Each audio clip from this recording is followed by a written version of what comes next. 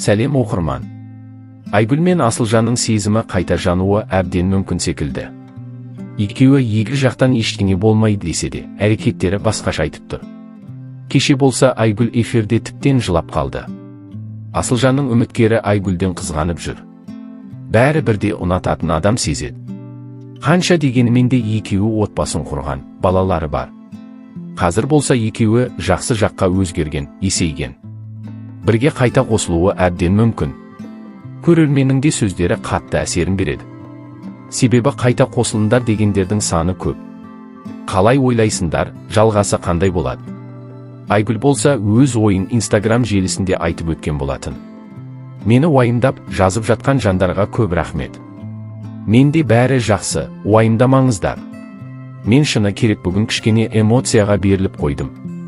Бірақ менің сондай әлсіздігімді өзінің пайдасына асырып кеткен оқиғаларды есіме түсірсем, ең дұрысы өзімді мықты етіп көрсетуім керек екені есіме түсіп кетеді. Осы жағдайлардың бәрі менің тек мықты ету үшін ғана болып жатқанын түсіндім. Солай, іштегі сезімді бәрібірде жеңе алмайсың, ұнататын болсаң. Алда көре жатармыз, қалай жалғасын табады екен. Ал пікірлерге әдеттегідей көшейік. Бірінші некенің аты бірінші. Неке, орнын басу қиын. Баласы бар тем более, просто екінші әйел алған соң обидно болып тұр. Айгүлге қосылғандары дұрыс. Бір жағынан жігіт расымен тұрақсыз сияқты, қылықтары бір түрлі.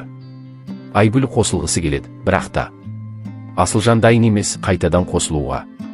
Уақыт бар, әлі бірге қосыларсыңдар. Неге қоса бересіңдер? Ай қосыласыңдар ау деп.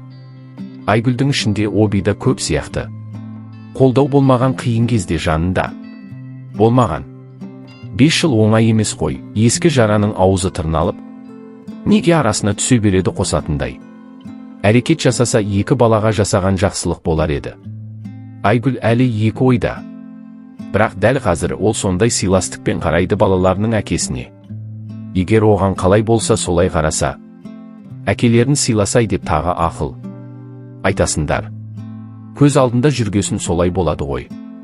Қосылайықта не болмайды, бәрі мүмкін, уақыт еншісінде. Асхат Ханзада мен Данияр Ханзада да өз отбасыларына қосылды емес па?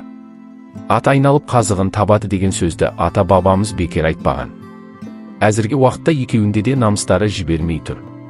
Уақыт көрсетеді, жүректері тыныштық бермеген кезде ақыры сыртқа шығарады. Уақыт керек дейді оқырмандар.